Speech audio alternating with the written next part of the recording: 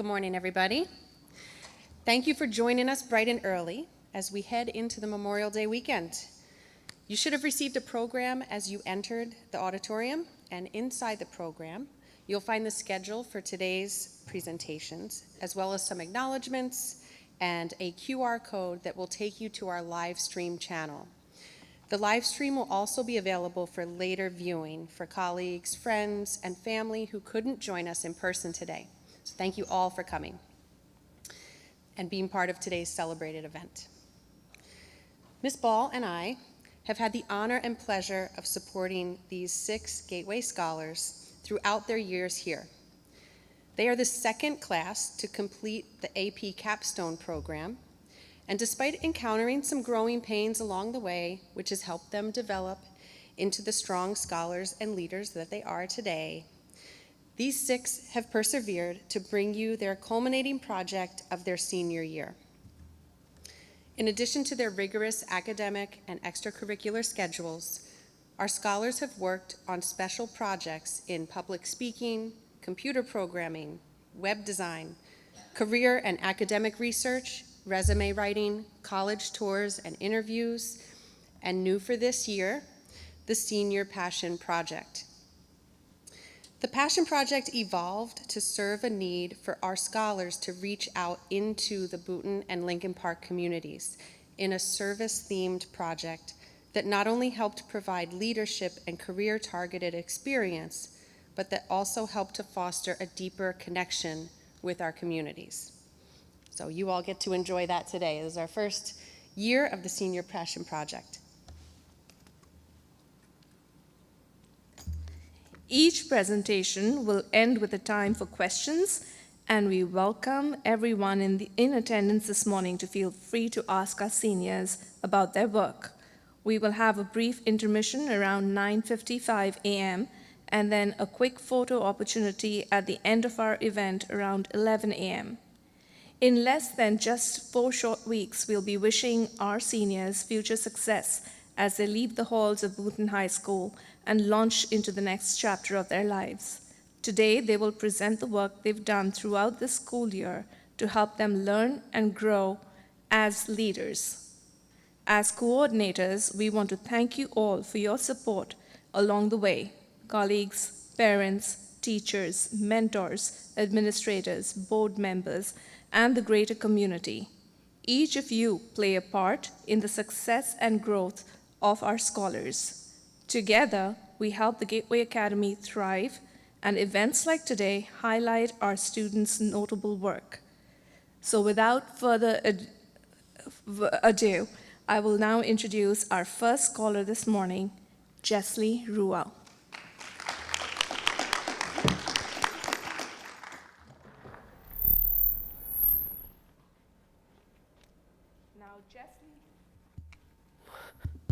Jeslie Ruel will be receiving her AP Capstone certificate and has completed 9 AP courses over her high school career. Jeslie tells us that the most important quality she sees in a leader is to find a solution despite going through obstacles. She was recently accepted to the top college on her list, Connecticut College, and will be majoring in neuroscience. In 20 years, she hopes to be a successful neurologist with her own private practice. Presenting today, her project is about the ELL community engagement. Please give a round of applause for Jeslie.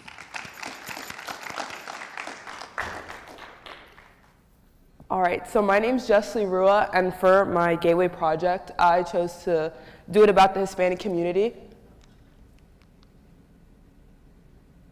Okay, so I'm gonna start off with an introduction and what makes up my project initially. First, volunteering. So we had to pick a place to volunteer, so I volunteered for about 20 hours in total. I volunteered twice a week, Wednesday and Saturday, and I did it for 3 hours each day. And then what made up my project, I translated documents into Spanish, and my mentor at the center would give me it in English, and then I'd translate it in Spanish, so then people who are Hispanic could actually read it. I said this took up multiple hours, and I also met with my in-school mentor, Ms. Harbison, and she helped me find this center and talk to my mentor. So what the problem was, so I thought those who are less fortunate and have English as a second language are struggling due to the lack of resources presented to them by the community. So I thought Bhutan as a whole lacked resources for those who are Hispanic or speak any language besides English, which is why I wanted to help and change them. So why is this an issue? I looked up some statistics and I found that a third of Hispanics are not proficient in English due to the lack of resources around them. I also found Hispanics are more likely to attend schools that provide insufficient educational resources for them. So that's why I picked the project initially. I'm also Hispanic, so that was a big factor in it. So I included a graph, and this graph shows that dropout rates have decreased, as you can see, but Hispanics still face the most dropout rates, which is what I want to prevent if they learn English and stuff. So that's why I kind of picked this project and leaned towards that way. Okay, so I picked a question to kind of answer at the end of my project. Was the time I spent with others beneficial? So the time I spent at the center beneficial to those who didn't know English? Because the center, a bunch of them came in. There was food pantries, and I did a hospitality hour. So I would speak Spanish to them because they didn't really have another bilingual mentor, I guess. And I did a hypothesis as well. Due to the overall need of helping the community, my engagement has allowed for more opportunity to emerge for others with the increase in representation at the center. As said before, I was the only Hispanic. Well, I am the only Hispanic currently at the center, which is why I chose to do this project and work at the center as well. My solution, so I said I want to give Hispanics the resources they need in order to achieve the same opportunities as everyone else. No individual should be limited to opportunities, which is why I chose to volunteer at the center. Okay, so where did I go? So I went to the Gateway Community Center. It's kind of ironic. It's called Gateway. It's here in Bhutan. It's on Birch Street. Anyone could really volunteer there. They do food pantries. They do ESL classes. They do credit classes for people who are older, or safety management classes. So this is where I work. Those are what the doors look like. It's a pretty big, it's the basement of a church, but it's pretty big once you go inside. What is the Gateway Community Resource Center? So here's a picture of doing a demonstration of something, but it was the place I volunteered at, as mentioned, and I did hospitality hours. So every Wednesday from 2:30 to 5:30, and then every Saturday from 7:30 to 10:30. And I communicated with those in the Hispanic community. A majority of them were Hispanic, which is why Ms. Harbison made me lean towards going there. So that's why I went, and I translated documents for them, and I'll show you guys pictures of that in later slides. So how I help, so on the left, it's a document they gave me in English. So Donna, my advisor, she worked with me and she sent me these documents along with Jane Cook. And on the right, it's the document in Spanish. So I translated every schedule, every document that they gave me, just so when they put it out on a pamphlet, those who didn't know English could actually read it. Because before, they would have English learning classes, and if you can't read English, how are you going to attend the classes? So they didn't really think of that. And I was the first one to do it because I'm the only Hispanic there. So these were other ones I also translated. So I did a financial literacy one. The center wanted to provide those with less resources, an outlet on how to manage money. When you come from a different country, you really don't know how to manage money, especially if you live in the United States. It's way different. My dad came from Colombia, so when he was a little boy, when he was 13, and it was my grandpa had to work multiple jobs to provide for his family, so it is way different. And they didn't have those classes when he was growing up, so at least they have it now. And then also using credit, the center wanted to provide those with less resources and an outlet on how to manage your credit score. When you become an adult, you're gonna have to know how to use your credit score. That's why you get a credit card. You have to pay your bills on time so your credit can go up, and you can with the higher credit, you can buy a house and all the other stuff. So I translated both documents for them. A majority of them went to the classes. I didn't really go to the classes with them, but I hope they did. Okay, results. So first, it allowed them to have someone to relate to, because the people who worked at the center only spoke English. So when you're going to a place that, like, the main people only speak English, they're really not gonna, like, the people who go there aren't really gonna talk to them. So when I went there, like, they asked me who I was and, like, if I speak Spanish, and I did. So I was talking to them. They were telling me how they just came. I remember there was one, he goes to Boone High School now, and he just came like a month ago, and he was like, oh, he'd spoken Spanish, saying like he just came here from Honduras, and he was 17 years old, but he'd never gotten an education, and he lived by himself, and he had to provide for himself. So it was a nice story to hear, and I was the first bilingual volunteer, as mentioned, and then the attendance went up with translated documents. So once I provided those documents, and like, once they printed those documents in Spanish and actually hung them up around the center, that's when the Hispanic community actually like began to read them, because they knew what like I was saying. Some setbacks from my experience. When you initially start the Gateway Project, you have to find a place to help the community, and it can't be like school related. So you're gonna find a school mentor, but then after I found my school mentor, Miss Harbison like sent me to this place, sent me to the center, and actually gave me the email of the person, Donna. So that's who I worked with. And then needing enough hours, you really have to manage your time, I guess, when it comes to this. Because if you don't have enough hours, you're not really gonna have like any results when it comes to like helping the community and engaging with them. And then not really knowing how to approach people. So I worked a job, so I work at a diner currently, but like I was always okay with like speaking with new people, especially when it's in English, because I'm not really comfortable with Spanish, like speaking it. But once you're here, you have to be comfortable with it, because no one else really knows English, and they're not really gonna judge you if you're like the only resource they have to engaging with the outside community. So that was kind of hard to adjust to at first, but I eventually got used to it. And then not knowing what to do there in the beginning, I didn't really have a set plan on what to do, or like, I just wanted to help the community in some way. But then multiple people like Donna and Jane, they gave me the outlook on like, oh, they're gonna send me something and I'm gonna translate it for them. They're gonna hang it up, and hopefully more people come to the activities that they like provide. And they have ESL classes every day, not every day, weekly. Every Wednesday they have it. So that's something that they added to their roster as well. So what I learned from the experience, I met new people, which is always fun. Seeing the struggles of those who have less fortunate, as mentioned, the boy that was 17, having to pay rent for himself, having to like work a job, something I don't really have to experience because my parents provide for me.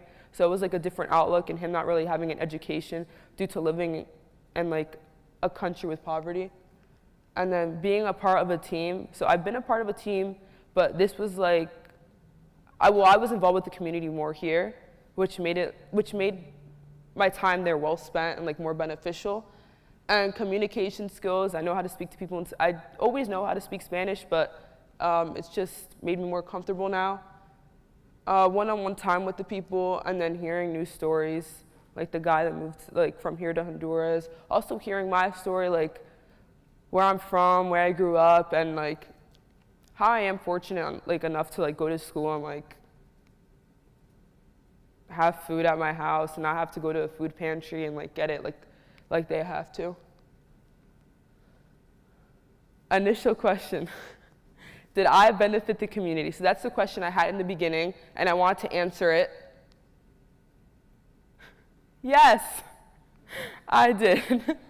So I made like a bullet point like underneath. I said the environment of this center allowed me to express what I was good at, which is my second language, something I didn't really express in the beginning.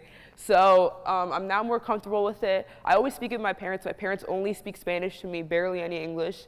So I usually respond back to them in English, but I've gotten more comfortable to respond in Spanish. So I think it let me I think it benefited me. That's what I'm trying to say. My conclusion, so everyone in the community deserves the same opportunities as the rest of us, which is what I try to give the Hispanic community at this center. More centers should offer ESL classes to all individuals. So I think the Boonton community as a whole should have more centers for everyone. especially those who don't know English, not only for Hispanics, but for all of, like, all ELL people. Representation should increase. There should be more Hispanics at more centers, or people who speak different languages at different centers to help those who don't know English. And then everyone should help. So I think everyone's capable of helping or volunteering, and every Gateway student's gonna have to do something with the community eventually their senior year, which is part of the project, so. Thank you, and any other questions?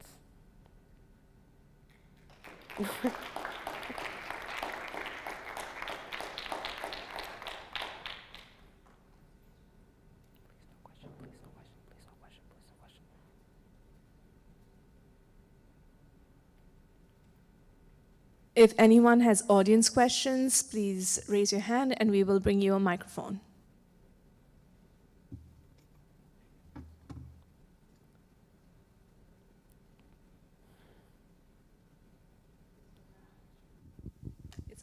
Okay. Thanks, Ms. Ball. And thank you, Jessley. So I know one of your goals was to get leadership experience and improve your comfort with the language and everything, but I think also to help the community, right? And you saw an increase in people who came to the center because of what you were doing. How do you think you can keep that up? Because I know you're not going there now like you were, like you're not spending the hours there, and I don't know if they have another person that's translating, but what do you think is something that the center could do to sort of promote more people using their resources? Well, even though I don't go to the center like currently, they do send me emails though to continue like translating documents. And I guess like the future Gateway students could like go on to my project and work there, like not work, but volunteer there at the center as well and make it their project as well because it would be beneficial to them. I guess that's something that they could do.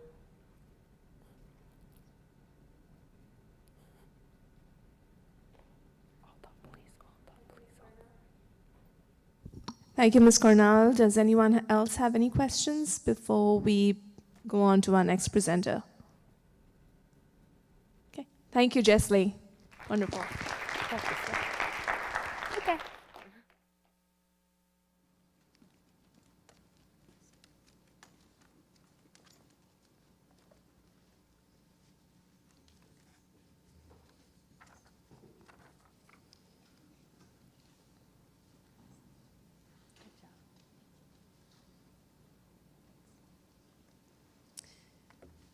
Our next scholar is Ariana Valente. So, a few things about Ariana. The best advice that her parents ever gave her that proved to be correct was that it's absolutely imperative to get out of your comfort zone. And she says the Gateway Academy provided the most beneficial experiences for her to get the exposure of doing things outside of her comfort zone, like public speaking. Ariana, I'll give you this too.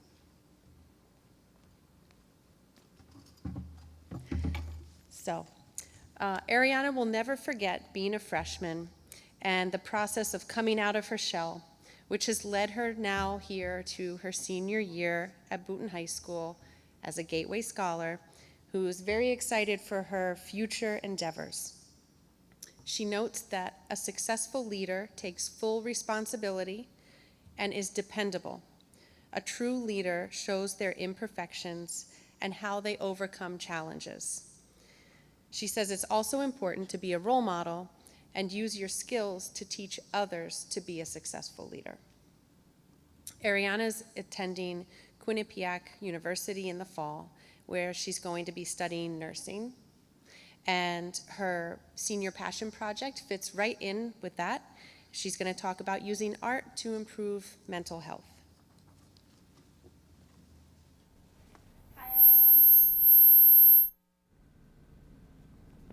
Hi everyone, my name is Ariana Valente. I'm a senior here at Boonton High School. For my passion project, I focused on how art can improve mental health disorders. First, I would like to emphasize who made this project possible. Ms. Ball and Ms. Cornell definitely helped me find my focus and helped me find all my interests. My in-school mentor was Ms. Tucci, which is our school nurse. She helped me with different aspects on different situations with my focus of mental health. She was very helpful in the planning process and helped me realize that some of my ideas just really weren't realistic, while others were. And she was the adult that made my project most ethical. I feel like as an 18-year-old student going into a workplace, people may not always take you serious, but with having somebody like Ms. Tucci, it makes it much more credible. My community mentor was Kathy Scrovala, which is the health officer and public health nurse at the Lincoln Park Borough. She helped execute my events and gave me a lot of guidance when planning as well. She used her previous experiences to give me the best possible experience. So for my volunteer hours, I spent 16 hours of community service shadowing Kathy, some of which I co-hosted art events and just events in general, since she does host things like the Color Run. Some of you may have attended that. So she, again, is the health officer and public health nurse of the Lincoln Park Health Department, so she has a lot of connections, and I was able to meet many different people, which I may be able to use later on in life because I am majoring in nursing. Majority of my volunteering consisted of co-hosting art-based activities in the town's PEL building or working to get small tasks done, even like paperwork, at the health department. So some expressive arts include drawing, painting, drama, music, and writing. Expressive art therapy can remove people from their own lives for a certain amount of time and gives them a place to be creative and open-minded instead of constantly thinking about their own life in which they may not be at peace with. So I think it's really important. I think this is where my project really benefited a lot of the community, because a lot of people don't realize that by doing art and art-based projects, it gives you a moment just to sit down and take away from your own life. So pre-existing research has claimed that participating in art activities can build self-esteem, self-acceptance, confidence, and self-worth, which all help to protect against mental illness. And this is important to then acknowledge how this newfound research that I found has proved this claim. So my hypothesis is that making art and working with art can activate reward pathways in the brain, reduce stress and anxiety, which will cause extreme improvements with moods and behavior. So this is the first event that I hosted at the PAL building. It was called the Paint and Sip. It was a Valentine's Day activity. So we bought rocks, brought them in for the seniors. They were between the people 60 and above came. So with the rocks, they had these little paintings that they were painting, and we sent them over to the elementary school for Valentine's Day. So I think this was really important for them. They really loved this, just the fact that they were sending it to the younger kids. They had a really great time. A lot of them already knew each other. I was basically the only outsider there. And we even got some of the police officers in town to come in and paint with them, as you can see in this picture. So some of the questions that were asked were, how do you feel after painting? Some of the responses were relaxed, happy, glad to be spending time with my community friends. And the town should set more of these activities up. This response actually made me realize that what I was doing was really beneficial, just because they were able to take away from it and they really enjoyed it. The second question I asked was, how does art make you feel? Some of the responses were, I forget about all of my problems and put all of my focus into the artwork. I feel calm and not as stressed as I was earlier. This gave me nostalgia from when I was a little girl and when I loved painting. So as a result, we found that for the seniors of our community, the entire group agreed on art being extremely impactful on the improvement of moods. So after that, I realized that I wanted to work with a different age group. So I worked with younger kids between the ages of 6 and 10. They had the option of drawing, painting, or coloring. There was an extreme change in their behavior. We found that once the kids came in after school, they seemed to be a little rambunctious, but once they sat down and started painting, we realized that they were really calm and relaxed, having little conversations about the artwork. The children all seemed to be really happy. They were occupied with art for the majority of the time there. I know some of the parents came in at the beginning and mentioned that their kids didn't really like art. They'd rather be sitting there on like a video game. But honestly, I feel like they all really cooperated and loved the activity. We got really great feedback from the parents and guardians during pickup time. A lot of them were surprised that their kids were behaving the way they were. So for my action plan, the first thing, finding mentors and people who make you have the best possible outcome. This is really important. I feel like finding the right people will really help you give the best outcome possible and help you make the best events that you can make. The second thing, volunteering. So through volunteering, I was able to find my true passion. Originally, I was going to take more of like a COVID approach to mental illness, and then I realized that COVID isn't as current as mental health is. So I changed my focus. Finding something you like and making that your focus. It's really important to find something you like. If you're interested in what you're talking about and what you're doing and the research you're doing, it'll give you more motivation. Begin planning your activities or events. Time management is really important. Accepting failure.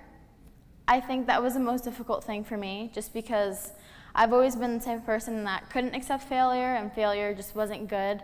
But in this type of project, I was able to understand that failure is good, and failure really doesn't exist in this kind of project, because anything you do is a step closer to your result and what you want to happen in the end.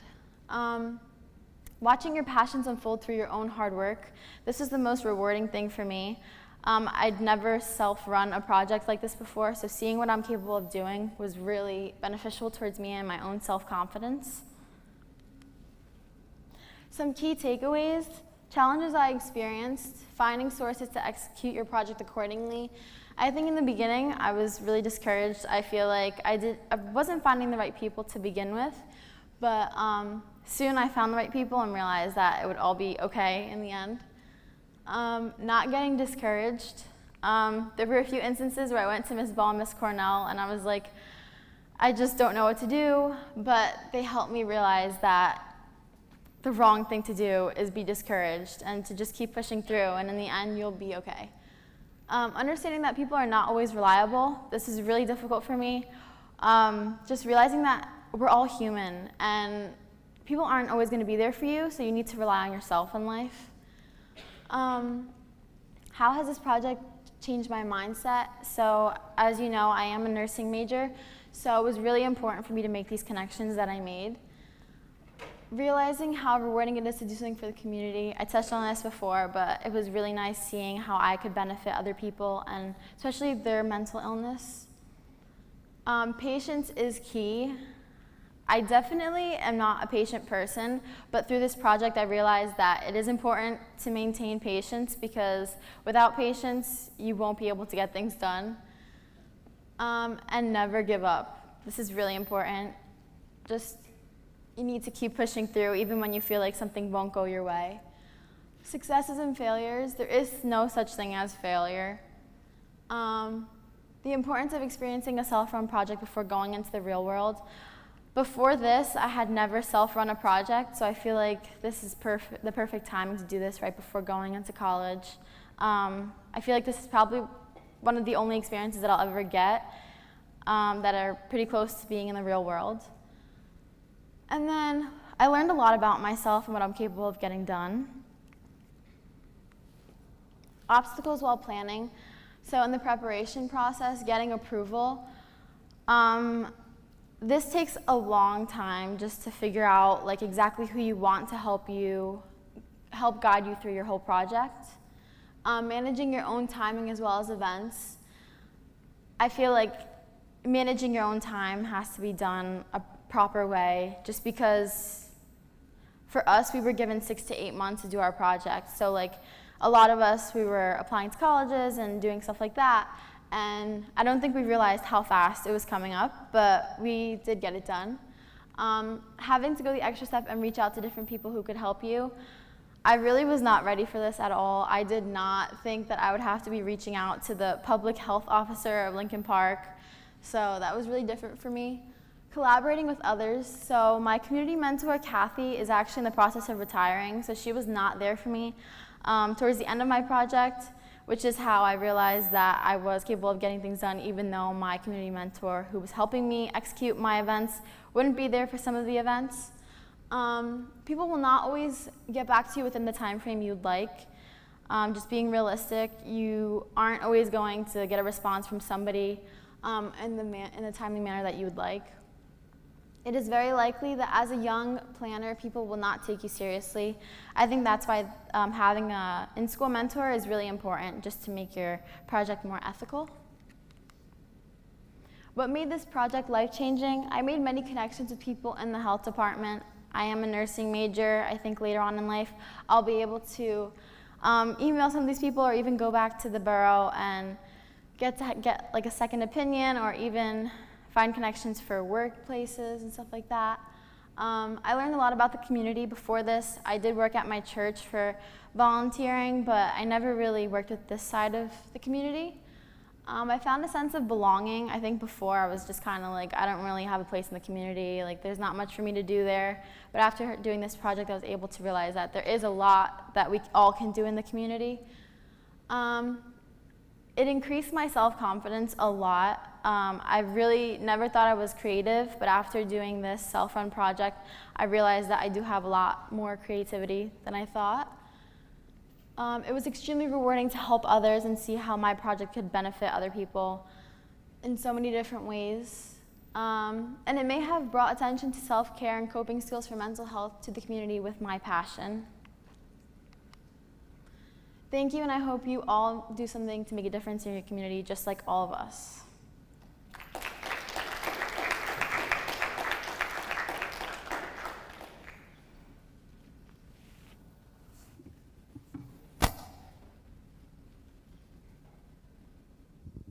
We'll take any questions.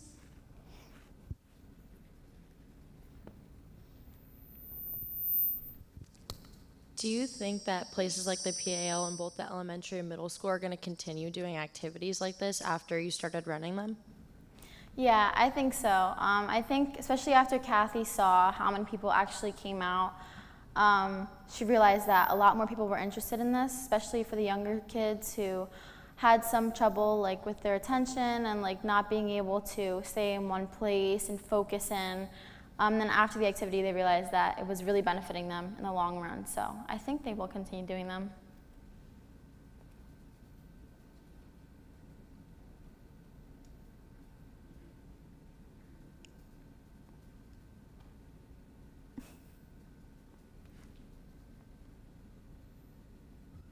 Okay, thank you so much, Ariana.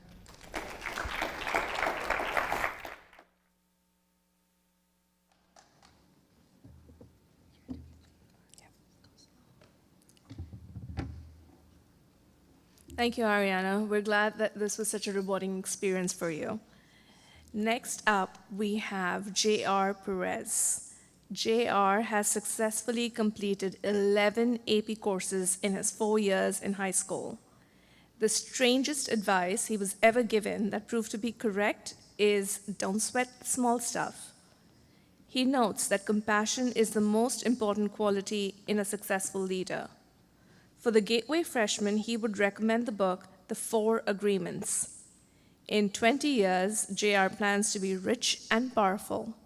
We hope so too, and we hope that you will remember us. He will be attending Lehigh University in the fall to major in mechanical engineering. Here he is presenting Startify. Please give it up for JR. Hello, my name is JR, and for my senior passion project, I started a nonprofit organization called Startify, relating to art and graphic design. So, what was the problem? Well, as a student here, I was involved in the art department. I was in drama club. I was there for the starting of the art club, even though that's still starting up. And just in general, I was always involved in the art department, the art wing right there. And me and my friend Jeremy Roller, we kind of realized that the art department here is severely underfunded. I mean, this school is underfunded in general, but specifically, we don't acknowledge the art department enough.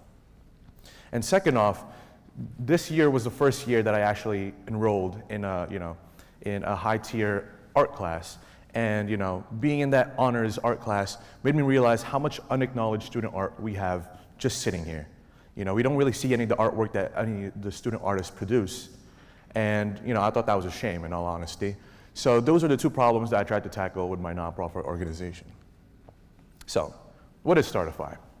Startify was a nonprofit organization that utilized the student art that we have, that would process them and put them on merchandise.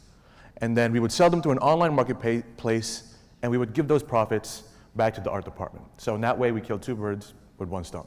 So we would get the profits, and we'd also show recognition for the student art. So I had two mentors for in school. It was a previous art teacher, Ms. Belisario, and she helped me get organized with all the artwork that we have, since she was the one directly dealing with it. So she was the one that would reach out to students, make sure I had permission, collect the artwork for me, process them digitally, and then it was me and Jeremy that would go out, process them digitally on Photoshop or Illustrator, and make sure they were nice and ready to be put on merchandise. And then I also had an out-of-school mentor, Mr. Jamshid Mistry, and he was the director of operations for Hack Plus, which is the organization that helped me get the legal backing that I needed to actually start the organization. So there were 3 steps to actually starting the organization. The first part was the fiscal sponsorship, and this is the legal side. So pretty much, since I was going to start a nonprofit, there were a lot of taxes and all the legal work involved. I did need to track down each financial transaction to make sure that it wasn't being embezzled or that I wasn't sliding cash under the table. So pretty much, I had to go out and talk to Mr. Mistry, and he pretty much gave me the legal backing.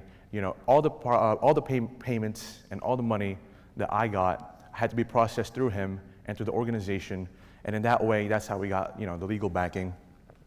So pretty much, fiscal sponsorship works in a way as if almost like a parent company. So we have a parent company, and then we worked under them. So Hack Plus was the parent company that we worked under, and that's how Startify was registered. And then second up, we have the technical setup, and this is just just me and Jeremy working by ourselves. And this is just getting the website ready, processing the payments, getting work environments set up so that if this continues on, other students can take on the project and they could keep going as if we never left. And then finally, we have the financial setup. And this was actually one of the most difficult parts, making sure that there were secure payments online and making sure that each payment and transaction was registered and put on for tax reasons. So the outcome. Now, we completed a website, and I will say, going into this project, I had high expectations. And that's the one thing that I didn't realize beforehand. When you start something, you kind of have high expectations, and you don't really realize until you're in it, just the problems that you're going to go through. And I think if there's anything that I can teach, it's just, to kind of move your goalposts and to be more reasonable with yourself. So, we completed a website, and we established a Teamworks communication system on Slack. So, we did have at one point a bunch of team members working on, to help build the website, to process, make art, stuff like that. And we also, this is one of the things I'm proud of, we created a scalable management system. So at this point in time, if anyone wanted to join Startify and take it up, we could just add you into the system, or I could just leave, and it would just work perfectly fine. It doesn't need me, there's no hierarchy anymore, and it could just work by itself. We also made secure payments, again, a difficult thing to do. And we also made a donations page, which directly goes into the bank account for Startify. We're not in charge of that. It just goes right into there, goes right into the art department. So this is an example of one of the student arts that we processed. So that right here was an acrylic painting made by Katie Kulik. And Jeremy Roller and I processed it and made sure it was rasterized, make sure that if it was scaled up, the pixels wouldn't be seen. We kind of transformed it so that it could be put on a 100-foot poster, and it would look picture perfect. Shortcomings. So I will say there were major delays, and this is one of the things. Since a lot of my project was reliant on other people, and technical difficulties and stuff like that, there were a lot of lags, and there were a lot of spaces in time where I couldn't do anything. It wasn't up to me, and that's one of the things I learned. With stuff like this, when you rely on other people, there's really not much you can do except for wait and, just reach out. So there were major delays due to lag time with technical support. Secure payments, that was a really big thing, making sure, you have to contact banks and stuff like that. And it was just, more difficult than I thought it would be. And we sold minimal artwork, and that's one of the shortcomings that, I was disappointed with. We didn't really sell much artwork. We started a prototype batch. We sold that, but at that point, it was too late to actually keep it going. And at this point, Jeremy and I, we wouldn't say we're done, but at this point we were kind of ready to move on and just focus the rest of our time on setting it up for future classes if they ever wanted to take it up. Because if we left at any moment, we wanted to make sure that Startify could keep on going without us. So we didn't spend, we spent time establishing the financial and technical framework, which I'm proud of, but we didn't spend enough time on the marketing, But however, we did have a couple of successes. As I said, we have a scalable organization system that can be adopted. So right now, I could just leave Startify be. I could just give one of you the login. You can read the guide, and you can just do it all by yourself without us. And in the process, in my personal experience, I learned a lot about the business process. In doing this, I learned a lot about, Illustrator, graphic design, web design, stuff like that. Just getting everything ready. And, that was actually one of the most beneficial parts. Since I do want to go into entrepreneurship in the future with a backing in mechanical engineering, this was one of the most beneficial experiences I could have asked for, because it did give me a real taste of what I actually needed to do in the future. Reaching out, there was a lot of reaching out involved, and I kind of got, used to that, because at the beginning point, I was scared to reach out and just be rejected, but at a certain point, you just kind of stop caring about that. Just reach out and ask what you want. You can't really rely on them. It's just about, at this point, it's just about you and what you want. So conclusion, we established the basis for continuing with future classes. So that's one of the things. We didn't have much explicit results, and we didn't sell much art. And there were a lot of delays due to technical difficulties, but in the process, I did learn about business, graphic design. I learned how to process art very well, put on my own spin on art. And we also, we learned how to build up websites and just networking in general, reaching out and stuff like that, and advocating for what you want. And moving forward, we hope that Startify will be passed on to qualified juniors within the art department. So, there are people that are interested in taking that up and making that their own thing. And, I'm happy to see where that will take them. So, any questions?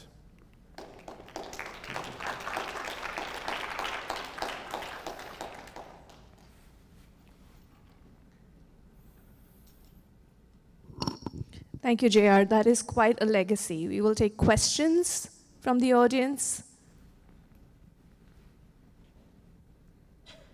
Anyone?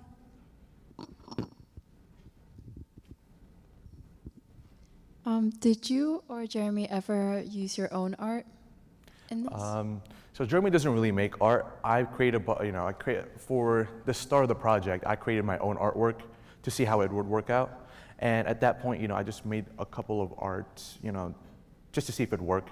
And I made a couple batch projects with that. But then at a certain point, we also had other people that were willing to take it up for us. So, I made like 5 pieces of art.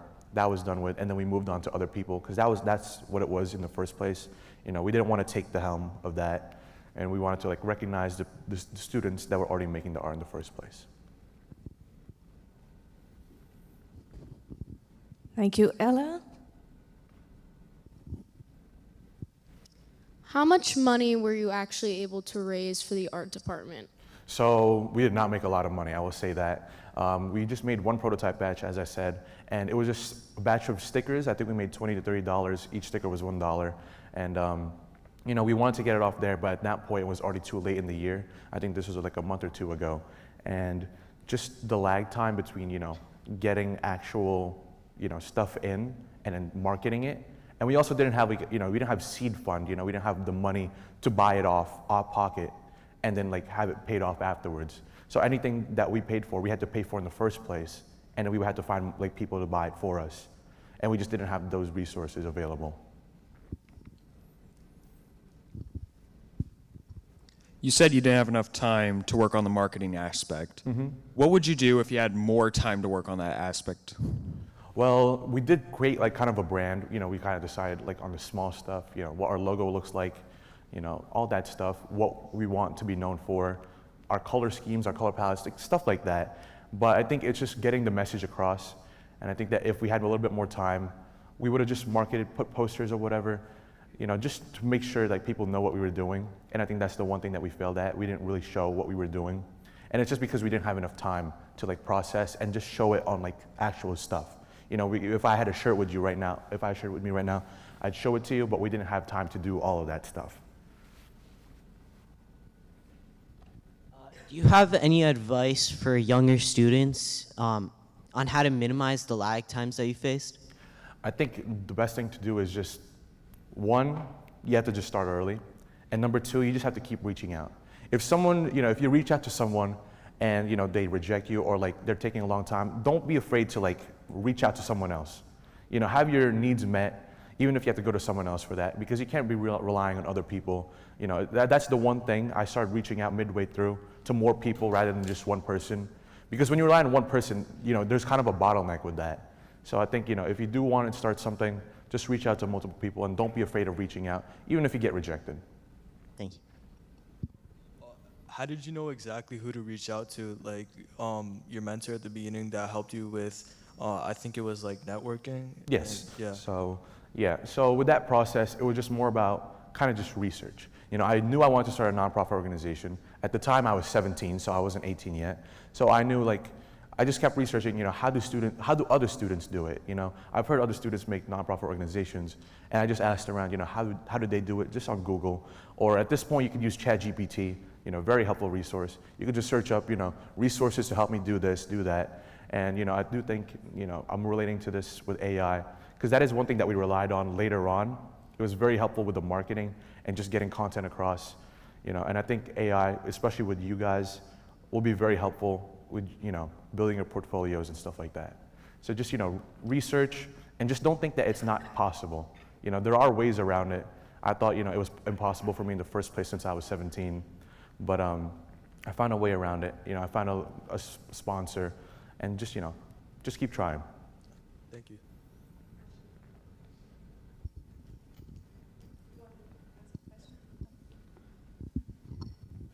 Thank you. I think we have quite a few budding entrepreneurs in our audience. Does anyone else have any questions before we turn on to the next presenter?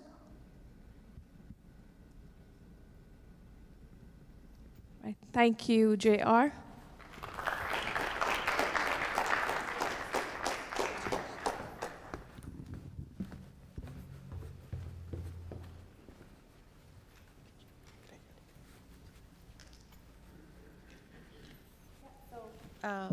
We'll take just a brief intermission now until 10:05.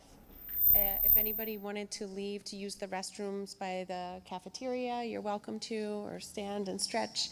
And we'll be back at 10:05 with Ms. Kyle. Thank you.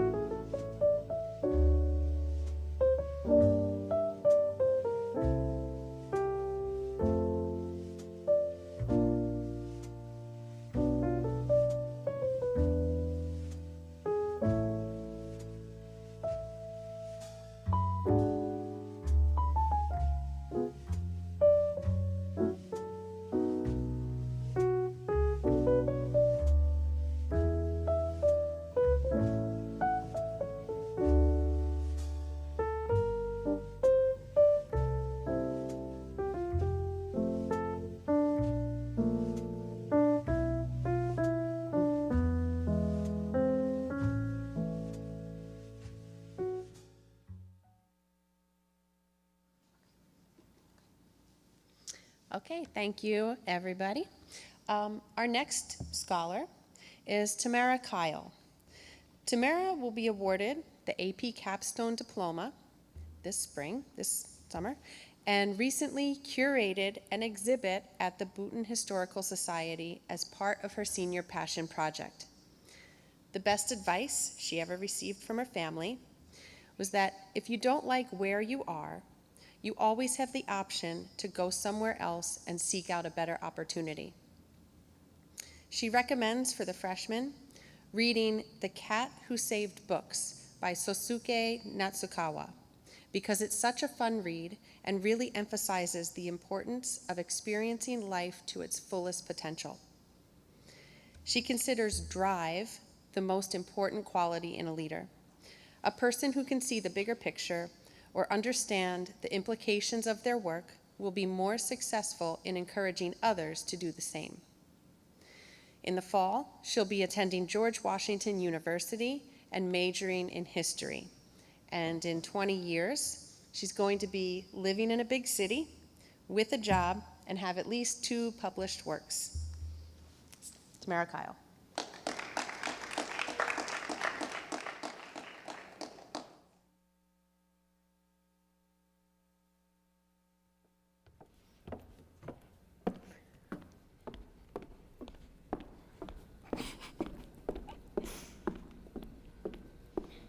Hi, I'm Tamara Kyle, and I'll be presenting my senior passion project, which was the Bhutan Historical Society and engaging in community history.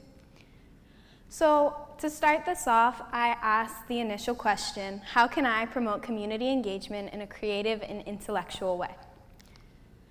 The why.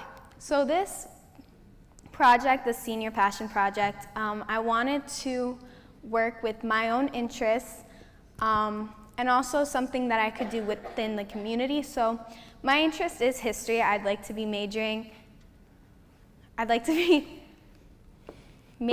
in history when I go to George Washington this fall, but I also wanted to work within my own community. So I chose to go to the Bhutan Historical Society, and also the study of history itself kind of interested me, especially in modern times today. With the rise of AI. JR just talked about AI, so it's really something that as a member of Generation Z, I wanted to kind of study how we in our generation is kind of looking at history. So pre-existing research on that, Professor Peter N. Stern explains the importance of studying history, and a lot of people don't kind of think about history as that important because it's not, the results of studying history aren't as tangible as, say, business or engineering because we see that, but he explains that understanding history, there are ways that we kind of look at the world and our own morals and our own community, and that's why knowing history and studying it is important. Not exactly, it's an interest for me, that's why I'm going into it, but just even kind of taking up an interest in your own free time as a small hobby is important. And then AI. So there are a lot of positive aspects to AI, especially in the world of history. A technology review at MIT kind of examined how we can look at the data of history in a better way. Especially different aspects like astronomical tables, larger databases, cross-referencing. But an academic journal published by the Wesleyan University kind of explains how we lose our own thought processes when it comes to history and studying history and writing about history with new resources like GPT. We kind of lose writing skills and reading skills and analytical skills, and that's why I wanted to look at this in particular and kind of help engage the community and younger kids in history through an exhibit. So my hypothesis was to curate an exhibit at the Bhutan Historical Society which would engage kind of younger students, younger children, and also the town itself in our community history. So the experiment itself. I volunteered at the Bhutan Historical Society, which is in Main Street. So what I did was every Sunday I would wake up and I would go to the Boonton Historical Society and I would work with my mentor, Tammy Howaway, and we worked with wedding dresses, as you can see there. So even coming up with the idea of what we could do was kind of a difficult process, and what I did is I worked in the archives. So I was kind of in charge of not setting up the exhibit itself, but finding the dresses, relating the dresses to when it was donated, when it was worn, who it was worn by, and then I had to research that extensively so that we could put out that information in the exhibit without any confusion. And then the exhibit itself. We displayed the exhibit and we had 75 plus guests on the opening day.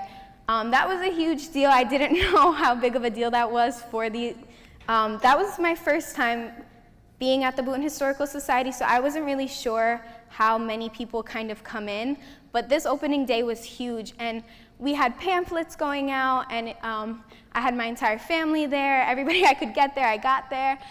So people from Mountain Lakes, Boonton, Montville, and one of the most important aspects of this project that we got was there was a group of young boys who came in to look at the exhibit, and I was really proud of that because I wanted to engage younger students in kind of having this hobby or interest in history itself, and I took them around and I got to explain to them the different dresses, which was really interesting.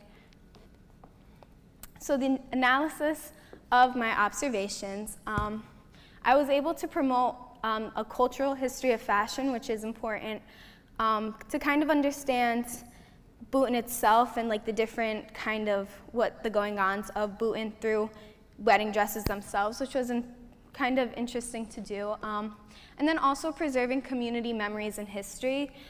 There was a lot of people who I knew from John Hill School who were at the exhibit itself, and I got to talk with them and meet with them, and there are dresses there that were worn by former Boonton High School teachers, which was really interesting. And then this also acts as kind of an incubator for the next generation of civically engaged students. So all the students here today, if you have an interest in history, this is always an option for you, as well as kind of like being able to preserve these memories in a tangible way. The Boonton Historical Society itself is not as funded and as organized as they would like, so having a young person there kind of helped with the archives and organizing that. That's what I do now, is I go in on Tuesdays and I'm able to organize and also input it into computers, so having that technology there, that's a plus. And then, so kind of moving forward and having more people interested in this topic. There were conflicts to this. As I mentioned, the funding is low, so we're kind of on our own for everything, the exhibit, the dresses, the cases, the opening, the pamphlets, all that we had to do ourselves. And then as mentioned by the previous scholars, I couldn't have devoted the time that I wanted to be there. I could only go Sundays, Monday through Friday. I'm at school or I'm working, and so there were a lot of times where I wanted to be there and I couldn't. But also there were a lot of times where like I would get a call and then it's like, hey Tamara, can you come in? And then I was like running to the Boonton Historical Society. So everything that was kind of a conflict we worked through, and we were able to produce this exhibit. So in conclusion, answering how can I promote community engagement in a creative and intellectual way, I think kind of taking interest in the world around you, I cannot promote that enough. I think it's really important to kind of understand your own history. It helps you in a lot of ways, both like morally and like helping others. And then for the future researchers, as I mentioned before, I wanted to make a connection to the implications of AI. I didn't do that to my fullest potential because I was kind of focused on having people engaged, so maybe future researchers could determine those implications in a stronger way. But yeah, any questions?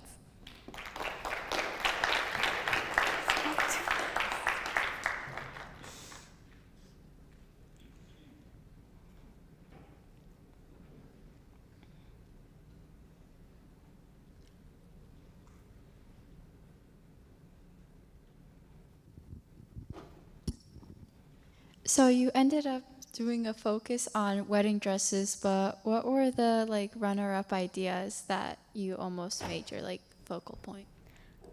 Some ideas that we had were kind of like, there's like one that I didn't really like. There's a lot of hats, so like we wanted to do like kind of like the development of hats, but that was interesting, but I don't think it would have filled up enough space. We wanted it to be really spacious, and that's why we ended up going with wedding dresses. We also had a lot of wedding dresses that we didn't use. The problem with clothing, hats, dresses, that I didn't know coming into this is that they're really delicate. So anything that you touch could break, and it's a historical piece, so you do not want that happening. That's why I worked in the archives, because I was like, I don't want to be responsible for these dresses. But yeah, the hats were kind of not in amazing conditions. And then there's a lot of previous ideas that they did go where we were kind of gonna like push forward again, like we have like Main Street information on that, but that's less of things that you can see, like it would only be pictures and things like that, and that's why I think we decided to go with something more visual.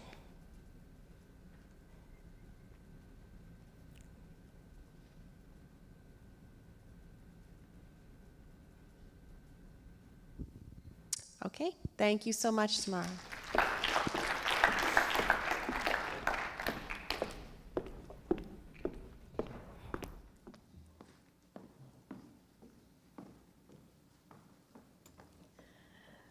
Our next speaker, Jessica Polak, has maintained a high GPA while taking challenging courses all throughout her high school experience.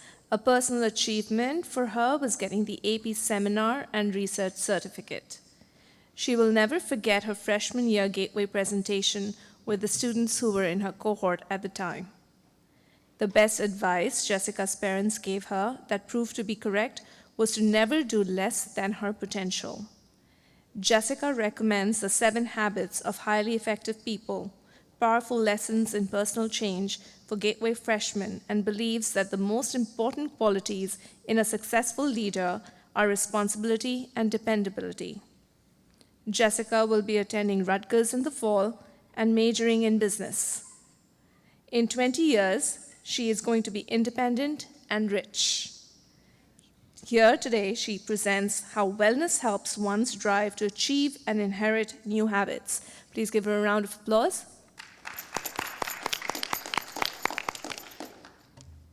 Hi, my name is Jessica Polak, and my topic for the Senior Passion Project is how can wellness help one strive to achieve and acquire new habits. So my mentors for this project were Ms. Tambakis was my in-school mentor. As we know, she is our wellness coordinator at the school. She helps run all our wellness days smoothly. She is an English teacher and knows how to plan lots of activities and is very good at organizing. She helped me understand what wellness is and how it is good for us and how we should really take wellness seriously. My out-of-school mentor, community mentor, Ms. Jenna Irwin, she helped guide me through the planning process and help me understand the positive effects of wellness. She is a teacher and a coach who knows how to coordinate activities very well, which she helped me plan my wellness activities very thoroughly. And she's very experienced with the planning process and helped me plan my projects accordingly. So my overview of why I chose this. So going back to the reality of high school, students need extra support to further challenge themselves. Going back to school after COVID really brought a reality check to a lot of us. None of us really knew what we were coming into school this year, being 100% in school and not doing school virtually. Students are now receiving the regular workload since before the pandemic. As you know, teachers are assigning the same amount of work in school as they did before the pandemic, and it's a lot at once, but we really overcame it this year, proving it. Teachers are being more strict in areas of lateness and accepting work. We all know that, how our teachers are this year. So I feel like my wellness project can really help all of us with that. Various sources say wellness activities are one of the most effective ways one can improve their drive in anything they do, and it helps with obtaining new habits. So how my hours were put together for this project was I organized a new group for the school virtually, as I did it through Google Forms, to help with skills for organization, mindfulness, exercise, and self-reflection. So for the first form that I ever sent out to create this group was 2 questions. On the form was, does the energy you put into school, extracurricular activities, match the energy out? And if you're not if not, are you working towards a better version of yourself? So if you answered no for the first question and yes or no, and yes and maybe for the second question, I took you from those respondents and made a Google Form group for you to participate in my wellness activities. So what did I do for this to work? I split my project up into 4 weeks. So for the 4 weeks, for the first week I did organizational skills. For the second week I did mindfulness. For the third week I did exercise, and for the fourth week I did self-reflecting. So where did my volunteer show up? My time was put into creating tasks for students to reach an end goal. I found a group of Boonton High School students who were willing to partake in my club virtually in trying to better themselves with a new drive and implementing new habits in their life. So the goal of my project was for you to participate in my tasks and realize your worth in school and outside of school. From pre-existing research, fulfilling new drives and inheriting new habits can help pursue health, problems, happiness, recovery, and full satisfaction of life. Wellness encourages a balance of physical activity, mental well-being, and nurture personal responsibilities.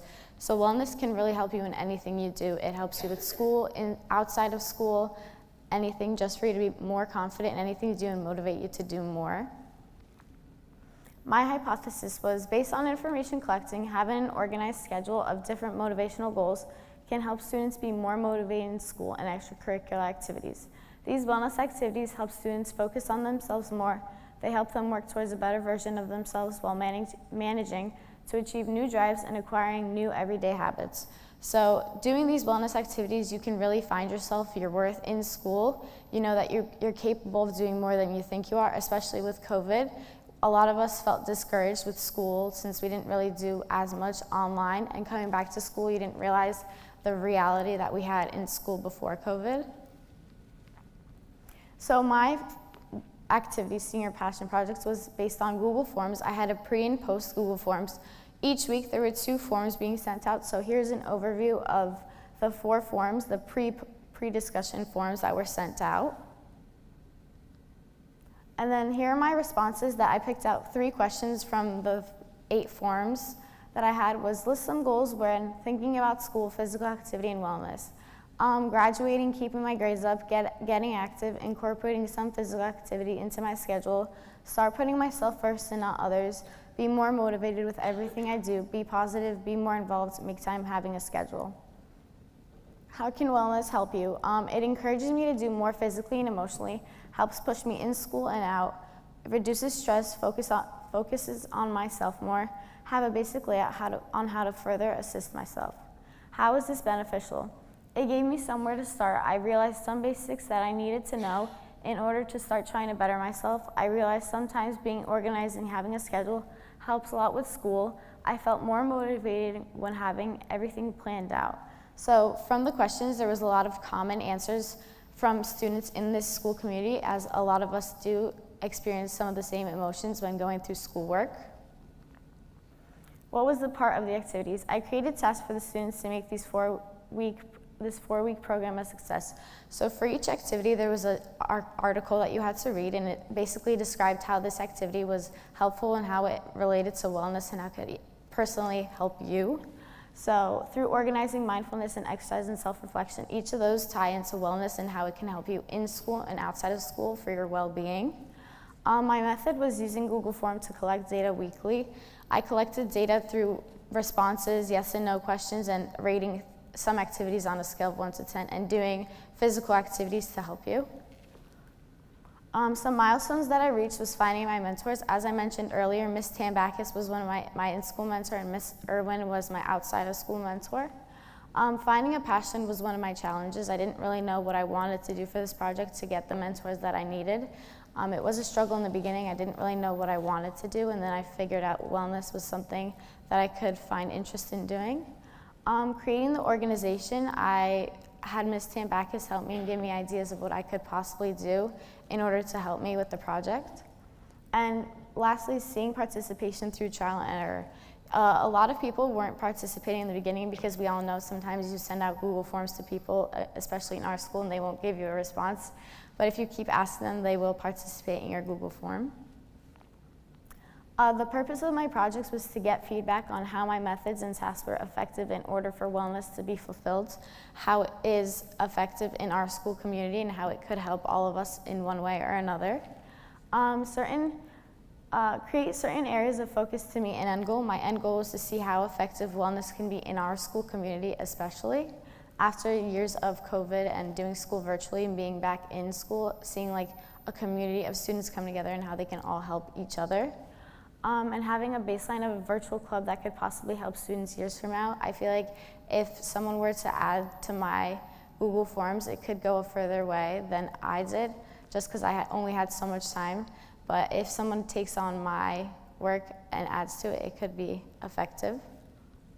What I learned are, in the process, there could be many roadblocks and obstacles you have to face, like finding mentors and thinking of what you actually have a passion in doing and how you can make it possible to do. Learned a lot about the school community and how students make school manageable. I learned a lot that all of us struggle with certain areas that are very similar. All of us struggle with certain things and go through certain changes that we all face together. And it caught my attention in so many different ways because I didn't realize how effective some things that we do in school could be and outside of school. And thank you for your time. Any questions?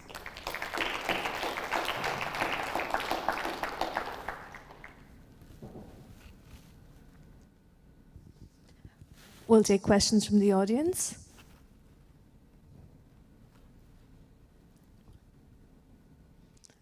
Thank you, Jessica. Oh, Jessica has a question. I'm sorry, Ms. Cornell has a question. Yes, thank you, Jessica. So you had mentioned on your last slide that you were impressed by how other students found ways to make these challenges more manageable at school. What do you think was the biggest one that you found? I think organizing yourselves was very effective. Like, a lot of people in our school don't really know how to organize themselves, and I feel like the organizing activity that I did, like you plan things out, organize yourself weekly, write things out, I feel like that helps a lot. Like, a lot of us don't just like forget about doing things because you just think you're gonna remember it later, but if you write it down, you'll remember it. And I feel like having that practice really helped some people. Okay, thank you.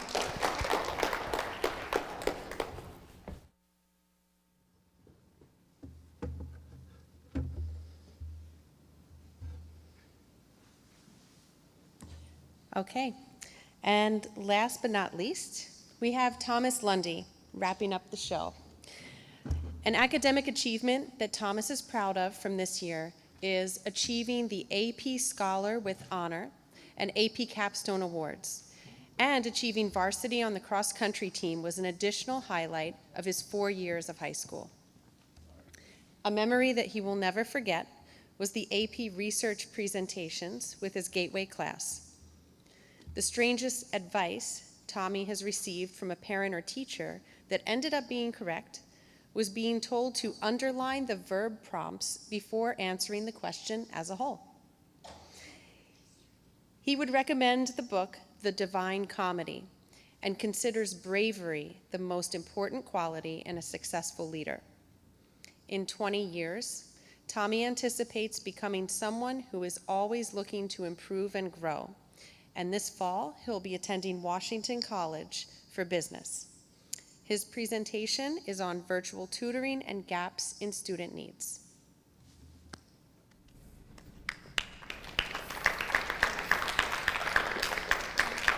Hello everybody, my name is Thomas Lundy, and my topic is virtual tutoring and gaps in student needs. Now some of you may be asking, why would you pick this topic? Well, to be honest, initially I wanted to do something more related to environmentalism, as last year I did a whole paper documenting how suburban areas can improve habitat connectivity for animals and how a lack of can really damage ecosystems and damage animal populations. But I ended up not being able to find any real opportunities for this. such as like going online, I'd find like a thing, but the only like volunteer hours would be in spring or like 3 hours total, which wouldn't fulfill the community requirements. So I had to keep looking. And eventually I stumbled upon a website called Learn to Be, which was very tutoring focused. So I decided, hey, if I can't find anything else, I'll do this. And though I didn't really want to do it at first, through tutoring, I really gained like a love for tutoring through my experiences tutoring with this one first grader. Just like the experience of like helping somebody learn something or helping them to grasp a concept that they were having trouble with before is such like a heartwarming feeling, and that really made this project worth it for me. So beginning off with the COVID-19 pandemic, the pandemic really damaged the ability for some students who were falling behind to keep up with the rest of their peers. Now this would lead to these students just going home, not having anything extracurricular to really help them along, and sometimes their parents would be really confined due to their work schedules and unable to really help their kids, so they wouldn't really have any answers, and these kids would continue to fall back and back and back. So the issues at hand, as I mentioned, kids would really fall behind their classmates if they weren't really grasping a concept. And Zoom meetings, Google Classroom, whatever, these kids just weren't really given any opportunity to get one-on-one time that they really needed in order to grasp something. So if they fell behind, a teacher would keep teaching, but they wouldn't be able to get one-on-one time, so they'd keep falling behind. So my thesis is thus: through increasing accessibility to convenient, quality extracurricular help, more children may be prevented from falling behind academically. So the benefits of tutoring. In a study by Elliott, it was found to increase identification between a tutoring and a tutoree.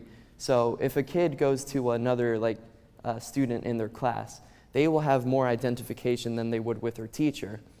So this kind of breaks the ice, makes communication easier, and there's a more shared understanding between them. Additionally, there's more ability for a tailored education or guidance. So if you're going to a tutor, instead of like being in a bigger classroom with like up to 20 kids, you can go to this one tutor and they can address directly to you what you need. And additionally, these learning experiences are individualized, not just made for like a blanket population of children. Whatever your needs are can be addressed by this tutor. Additionally, Kulik and Fletcher found of a majority of their comparisons, 92%, students would have increased test results from tutoring, whether it be moderate or even like exponential results. So that just shows how tutoring can really kind of like push a student over the edge from falling behind to excelling. So this brings me to Learn to Be. Learn to Be is a website that focuses around the relationship between a tutor and a tutoree. So essentially, you go on the service, if you're a tutorer, you register your tutoring account, you set your hours, you kind of like put your subjects, your grades that you want to tutor, and you can look out for kids who also make their own tutor accounts or tutoree. And they basically put down their needs, the subjects they need help with in their age group, and some little things about them so you can break the ice. Some challenges with this was coordinating time with these. With senior year, finding colleges, getting homework done, sports, other extracurricular activities, and senioritis, sometimes like really setting down time for these meetings could be really difficult due to time zone differences, whether they live in California 3 hours back or even like 1 hour back.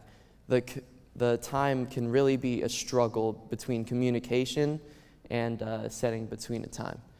Also, developing a curriculum/game plan. This was very difficult for me because I've never tutored before, not even like in person or like a small scale version of this.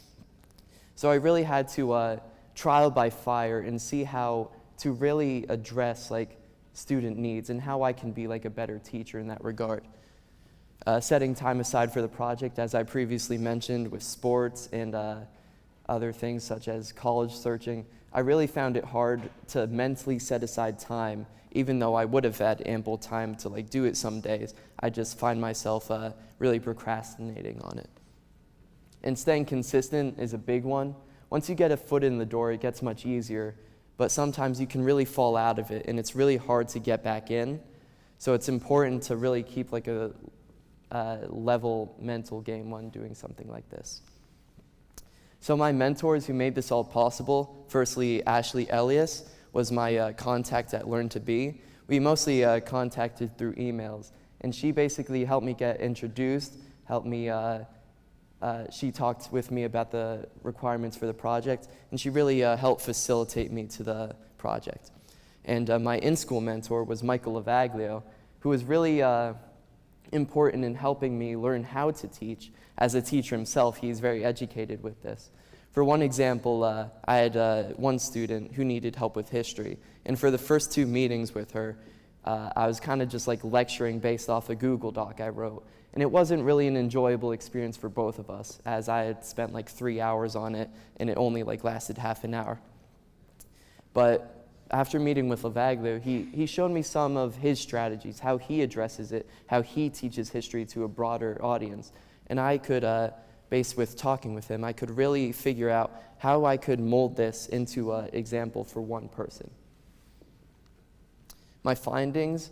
So based off the postings of these children on Learn to Be, they would put their main subject that they needed help with. And I found that out of these, reading was the most predominant, showing that most students were falling behind reading, followed by math, and then writing.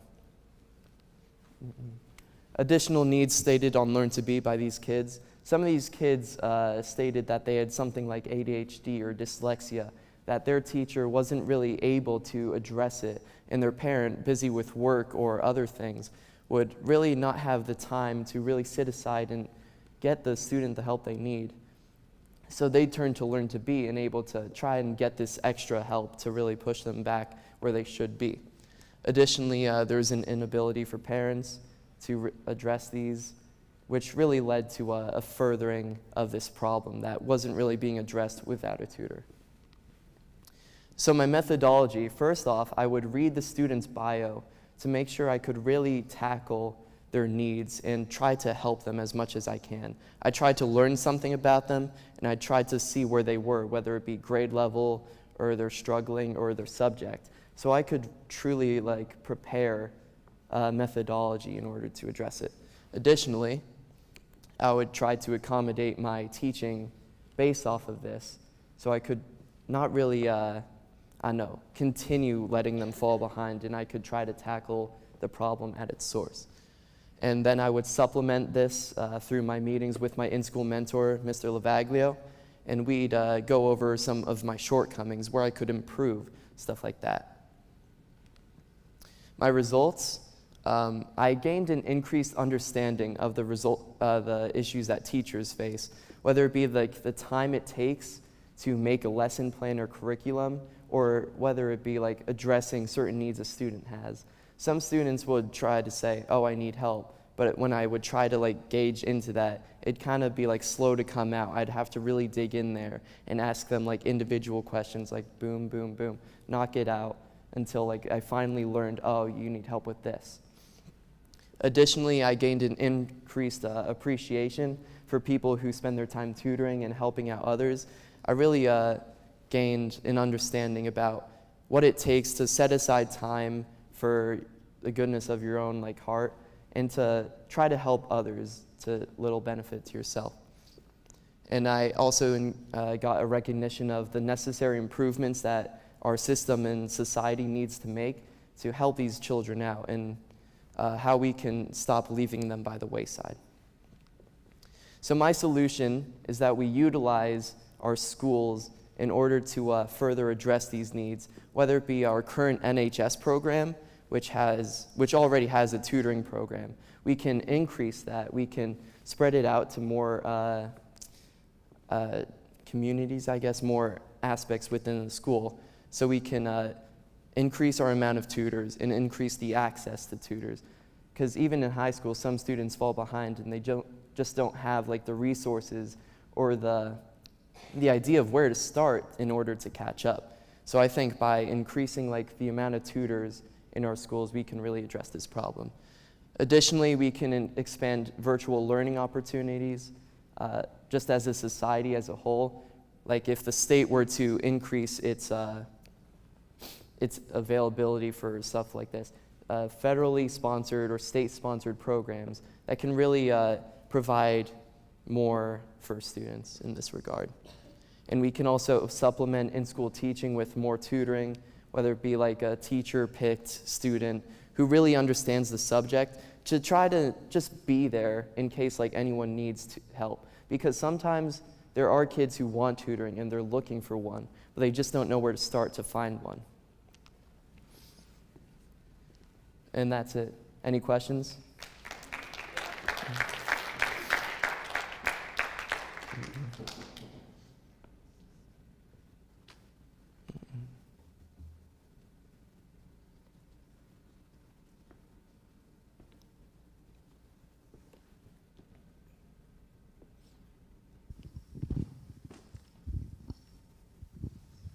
What would be your hardest class to tutor and why? Probably, in my case, writing, because some subjects, this one kid from Florida I was teaching, right? I thought, hey, I'm pretty good at this, right?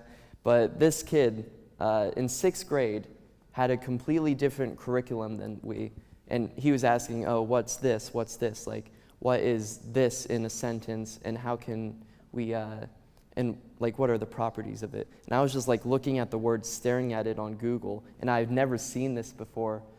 And I was really thinking, like, wow, some kids just like have it completely different than us.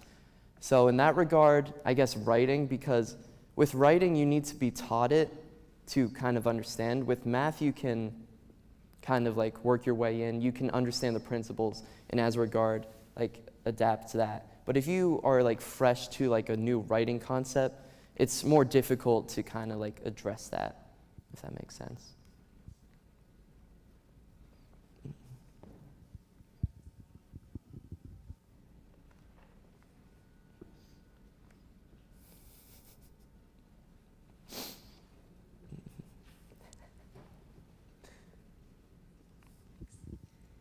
Was there a particular student that you connected with, and why? This one first grader named Yatinari, she was just like really enthusiastic about math. So I would start like drawing these basic shapes on MS Paint, the most unprofessional tutoring ever, and she would have the most fun with it. I'd draw 3 circles. I'd be like, the teacher has 3 apples. If you take one away, how many do you have? And she'd like do the counting with her fingers, and she'd shout out 2, and it'd be like the most heartwarming thing ever. So that was definitely my most, my favorite tutory.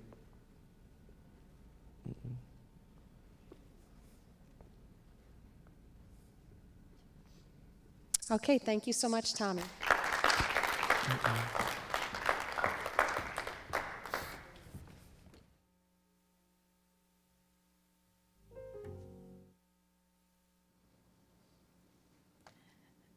At this time, I would like to invite Mr. Jason Klebitz to come up and address closing remarks.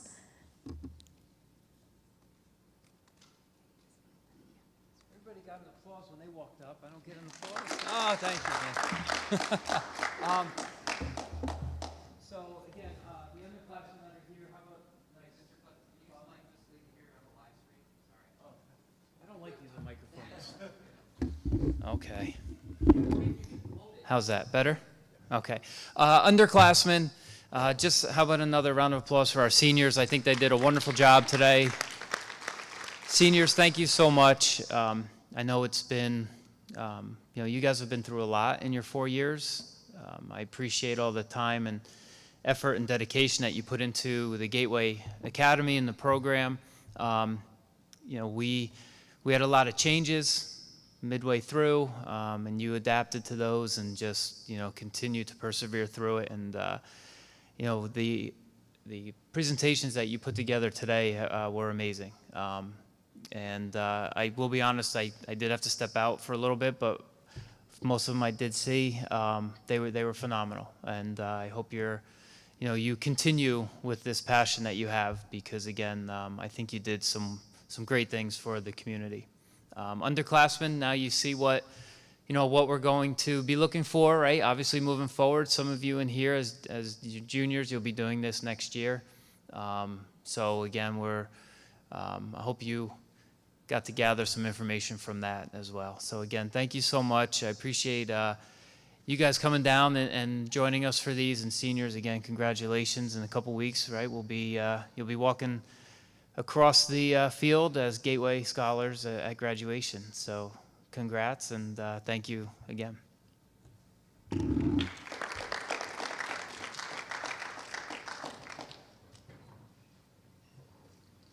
Okay, Gateway students, underclassmen, you're welcome to head over to lunch.